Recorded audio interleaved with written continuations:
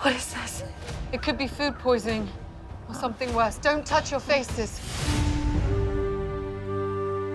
This season we have this episode which, there's this dysentery that hits the ridge, and Claire obviously gets very, very ill. And for Jamie, this is pretty horrific. I think he's always used to being the strong one. For him to lose her, it's one of his biggest fears. Drink some of this. When Claire is in her fevered state, Mrs. Bug and Malva cut all her hair off as they think that that's something that will help the fever. But apparently it's a real trauma for Jamie. He saw it. What did he say? He didn't say anything. He just cried. I'm sure he keeps a little lock of her hair somewhere. So, the King of Men has one Achilles heel. He's shallow as all hell. As the revolution's going, there's the term, the shot heard around the world. And for us on the ridge, as we're kind of paralleling the American Revolution, our shot is when Malva walks in to Fraser's Ridge with Tom and Alan and accuses Jamie of being the father of her unborn child. It was him.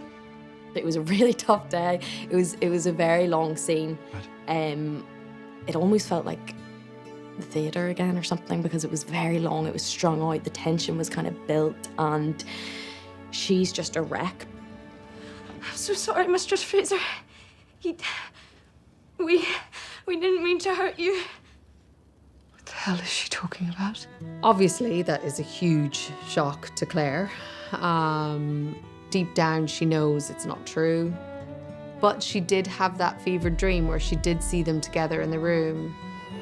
So there's a kernel that plants a sort of seed of doubt in her mind.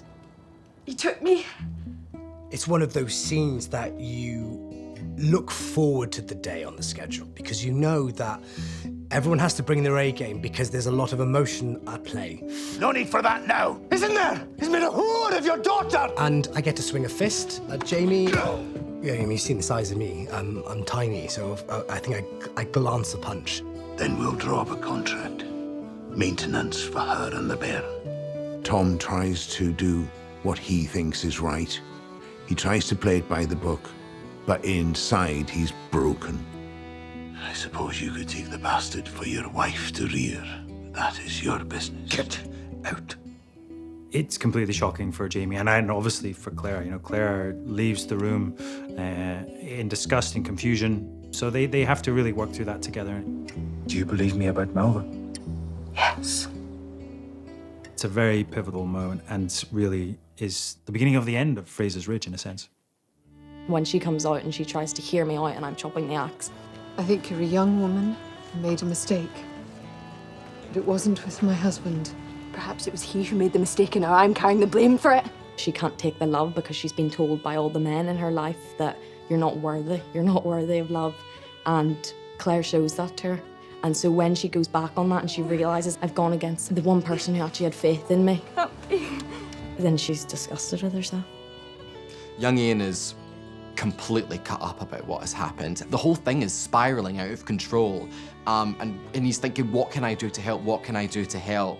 And as he does so often, tries to be as noble as he possibly can be. I'll marry her. I'll be a husband and a father. I'll do it for the bairn's sake. But there's other characters with ulterior motives that even young Ian's best intentions will not fix. Wake up.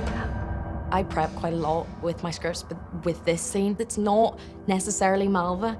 It's Claire's version and Claire's biggest fears. When you have a dream of, and your biggest fears come to play and they're so magnified and it's terrifying. It was that. I had to get in the mind frame of that. So it was really the kind of darkest form of Malva. I'll have him. It's the kind of nightmare that you have that really shakes you, where you're like, oh, did that happen? Did that not? I don't feel good.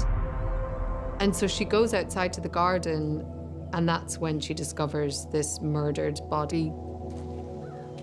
And it's so traumatic. I mean, it was such a traumatic scene to film. I think, those tiny threads that she was holding on to, the last bits of her sanity, just snapped.